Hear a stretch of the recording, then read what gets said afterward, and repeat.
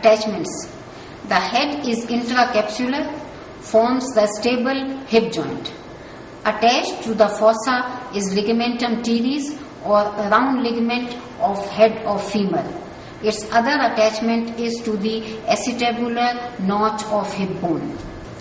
The capsule of hip joint. The capsule of hip joint is attached to the whole of anterior intertrochanteric line and halfway between the margin of the head and the intertrochanteric crest posteriorly. The quadrate tubercle on the intertrochanteric crest gives insertion to an unimportant quadratus femoris muscle. The greater trochanter. Anterior surface provides insertion for smallest gluteal muscle, the gluteus minimus, coming from the gluteal surface of hip bone between the inferior and anterior gluteal lines. On the oblique ridge is inserted the medium-sized gluteal muscle, the gluteus medius, reaching here from gluteal surface of hip bone between the anterior and posterior gluteal lines. Both these muscles have origin and insertion close to each other. These muscles, acting from their insertion, pull the ipsilateral hip bone down so that the opposite hip bone is raised for the foot to be stepped forwards. Thus, these two muscles do a great job in walking. On the inner aspect of the true pelvis is a membrane, the obturator membrane. Arising from the obturator membrane and the area around it is the muscle obturator internus muscle. It leaves the pelvis through the lesser sciatic foramen. Accompanying it and acting as its bodyguard are superior and inferior gemellus muscles, which arise from the two ends of the lesser sciatic notch. Gemellus means twin. These three muscles are inserted into the medial surface of greater trochanter of femur.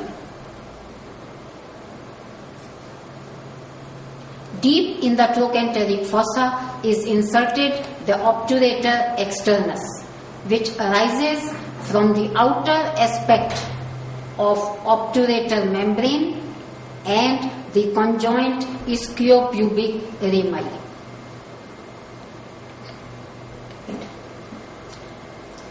Piriformis from middle three pieces of sacrum runs out of the pelvis through the greater sciatic notch.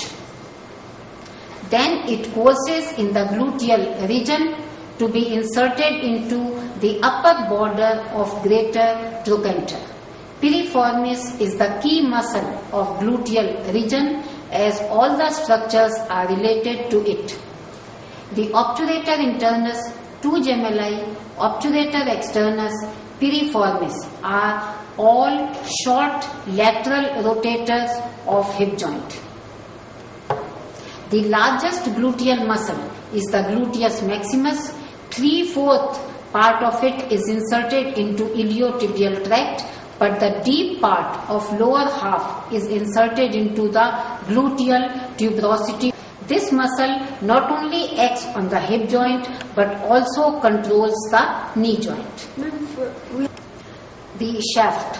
Anterior and lateral surfaces of upper 3/4 of shaft give origin to vastus intermedius.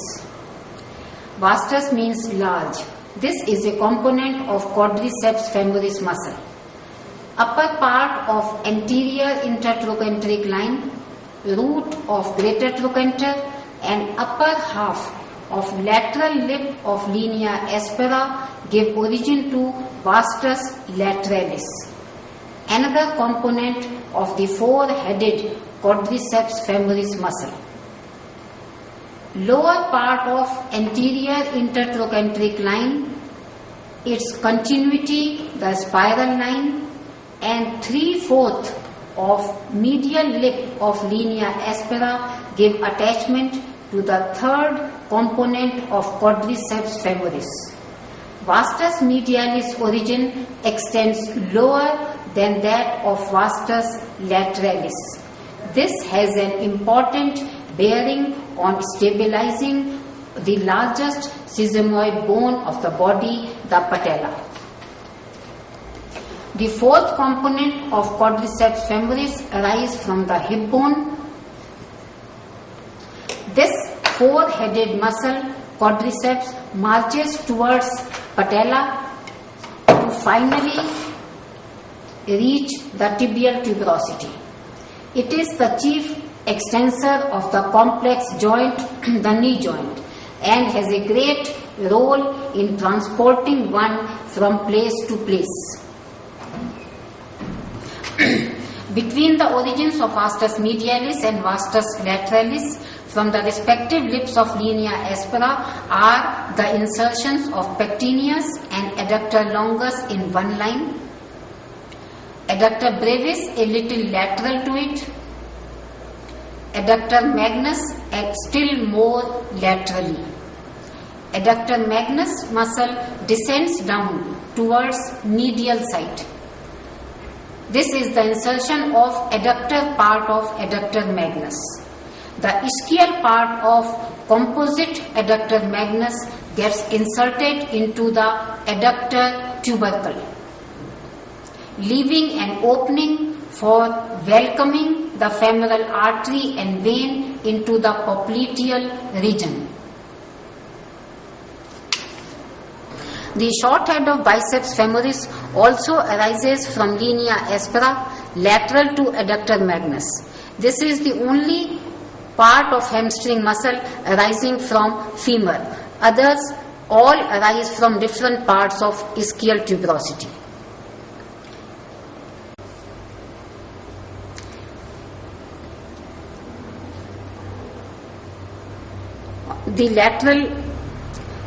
The lower end of the lateral supracondylar line gives attachment to plantaris. It comprises a belly of 5 cm and a tendon of about 20 cm. Below plantaris is the origin of lateral head of gastrocnemius. On the medial side is the origin of the medial head of gastrocnemius muscle. Popliteus arises from deep anterior part of the groove on the lateral surface of lateral condyle. It is the key of the locked knee joint. Medial epicondyle on the medial surface of the condyle gives attachment to tibial collateral ligament, forming the medial ligament of knee joint, the joint with the maximum bursae around.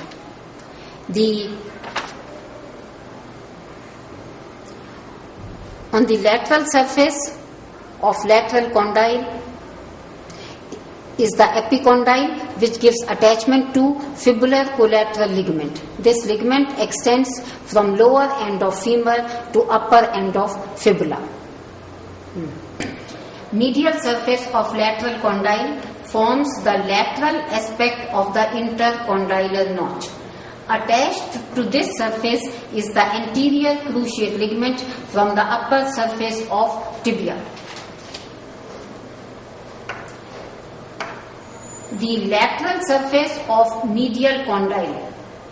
Lateral surface of medial condyle forms the medial wall of the intercondylar notch and gives attachment to posterior cruciate ligament from tibia. The cruciate ligament acts as a firm bond of union between the two giant bones of the body, that is femur and tibia. These cross each other like a letter X and hence are called the cruciate ligaments. Popliteal surface is the fourth smooth surface on lower 1/3 of femur and makes the popliteal vessels comfortable with cushion of fat. On the medial side is the origin of medial head of gastrocnemius.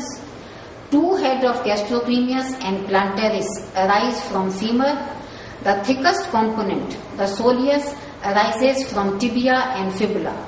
These four muscles join in the upper part of calf region and give the leg a smooth, soft and sexy look.